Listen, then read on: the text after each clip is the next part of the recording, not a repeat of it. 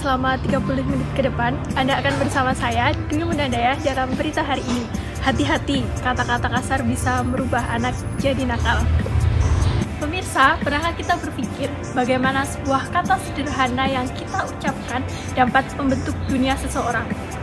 Anak-anak yang masih polos dan penuh harapan seringkali menjadi cerminan dari apa yang mereka dengar dan rasakan.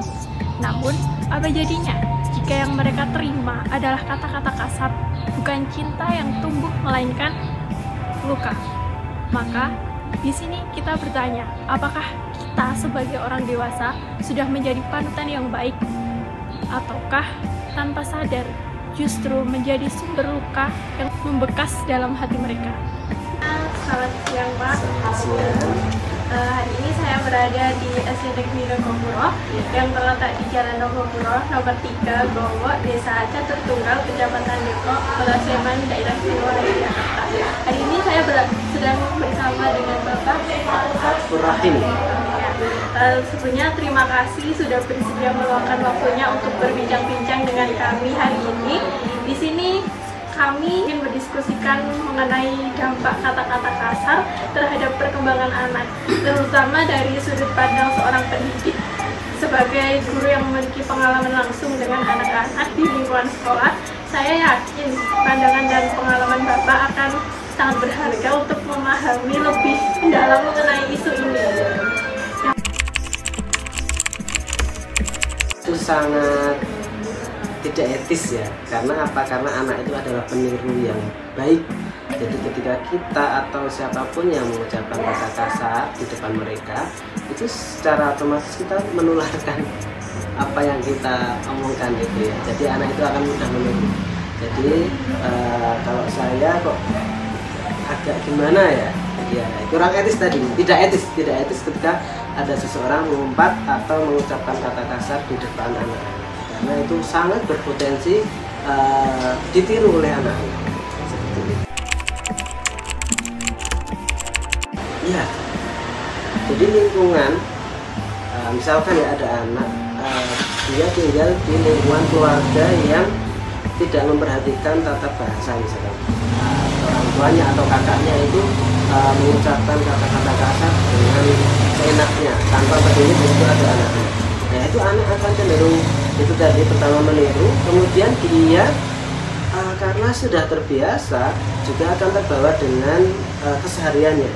Jadi dia akan berkata kasar kepada temannya, kemudian bersikap juga seenaknya kepada temannya, yaitu membawa karakter yang buruk yang akan mempengaruhi si anak tersebut.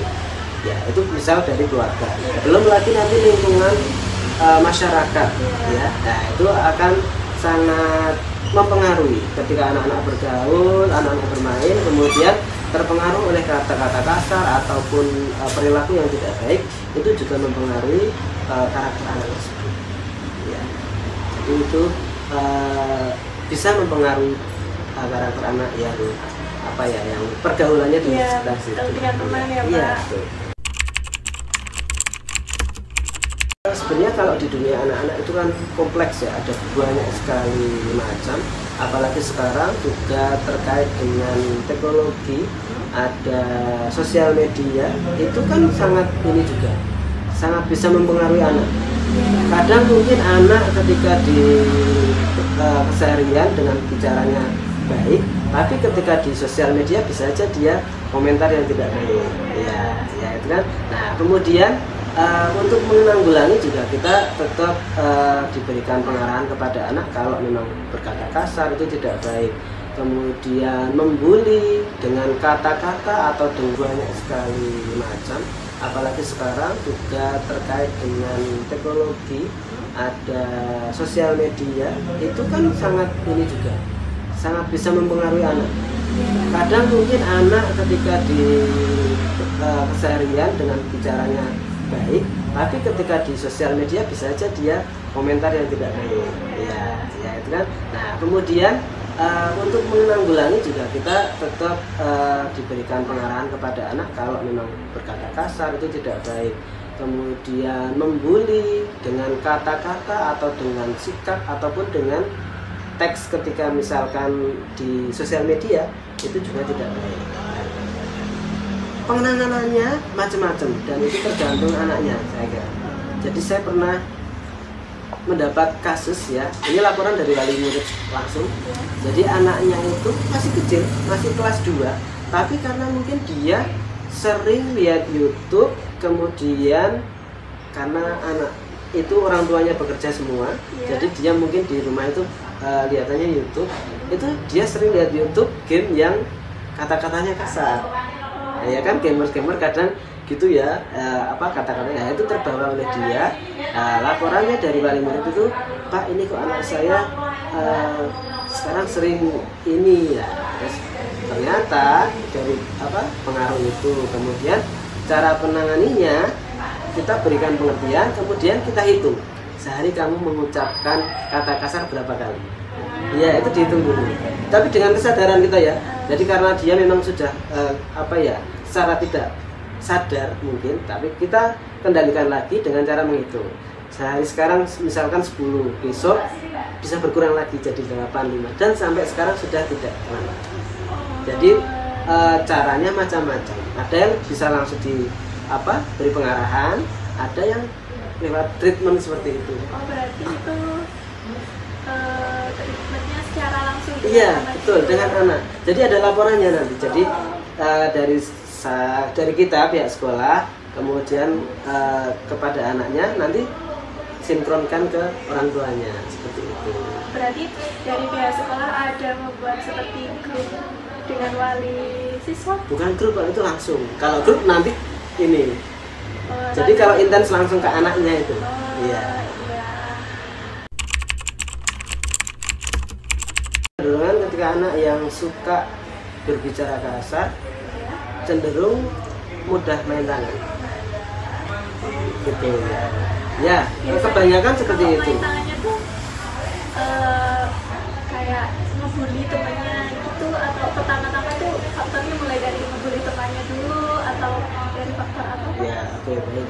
Jadi kan sebenarnya berkata kasar pun itu ini ya, ada yang dia itu sengaja, ada yang karena pengaruh kemudian menjadi kebiasaan, ya kan? Kemudian mengumpat mereka ada yang sengaja, kalau sengaja ya jelas itu membuli, tapi ada juga yang mungkin karena dia itu terpengaruh menjadi seperti refleks. Ya, seperti refleks, dan itu yang memang harus dikendalikan semuanya. Nah, ketika kemudian menjadi misalkan tamparan atau mukul, nah itu biasanya memang anak yang suka berbicara kasar itu cenderung akan lebih mudah untuk memukul, walaupun itu refleks misalkan ada temennya yang nggak sengaja nyenggol atau kemudian dia akan refleks. Nah itu yang harus dikendalikan kan, seperti itu nanti. Itu. Tapi pernah nggak ada laporan kayak siswa nih cerita sama gurunya, Pak dulu kalau di rumah saya sering di orang tua? Iya. Ada. Itu tapi bukan saya belum pernah mengalami laporan itu, tapi ada wali kelas lain yang katanya itu kalau di rumah sering ada perilaku kasar. Ya, jadi yang ribut orang tuanya, tapi nanti harus dibebankan anaknya. Kata-kata bukan segera rangkaian huruf, tetapi cerminan kasih sayang dan harapan yang kita tanamkan, terutama kepada anak-anak. Sebuah ucapan yang baik dapat menjadi fondasi kuat bagi masa depan mereka.